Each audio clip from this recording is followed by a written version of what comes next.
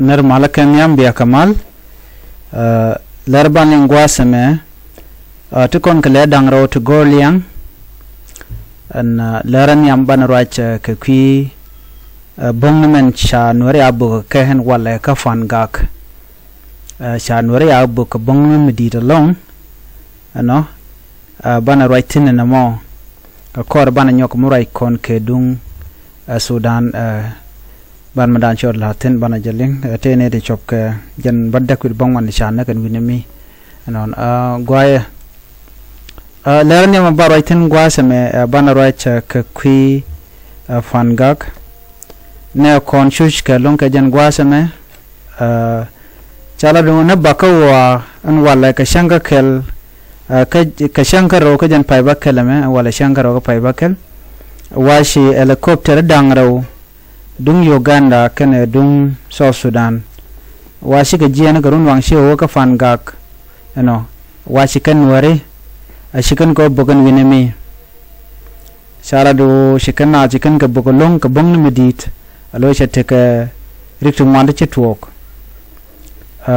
ere kana mo man chala dan walle ano waken deni UPDF ala deni Uganda People Defense Force kene deni SSPDF no ren yaleken washikan jian chikan wa reishin mushali man koilwal kene tunja kajare which kapan gagana mo ko la goten content na ticketin wakarian yale mishik won winamio kaman koilwal wakan chika bok ka chika bok bok tunja wakan got kon gorken kagane kan god yala to gorken goten content gatin kan man kan got kon gorken ke re pinian gwadmo no gat kaman washi akule la 3 year de tour de nyoya kel gwas me dundo ke kwi dung YouTube ko chika nanok tikan ke mot te bej so chana benwa ke bat biajene dio je sha janen bo ka tour man ku yana mala twain ka kwida no gat chika pure year re pini karenyal go no goten kontin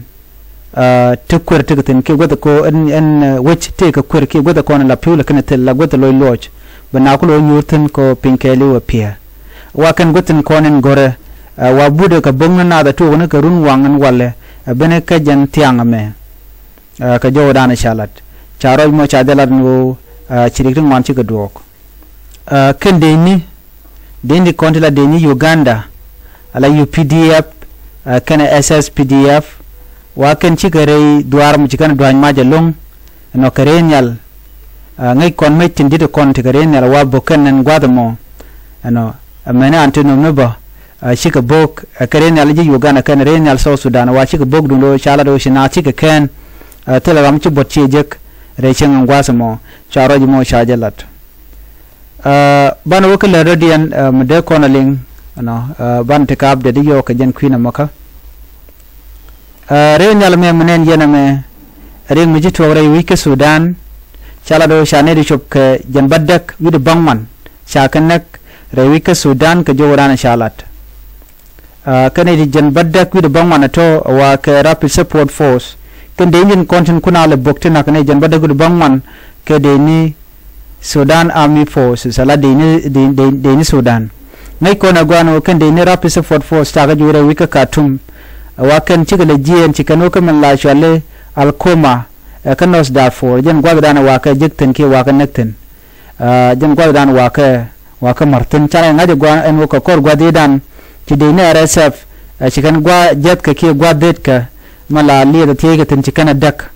ka chikana airport bo dung Port Sudan bo chikana dak antama chala do shukum Sudan chakech chikan goten content rapid support force chikan gono wo biken ka bok gono ken diala kono tikatin chajo mo chajo kwene no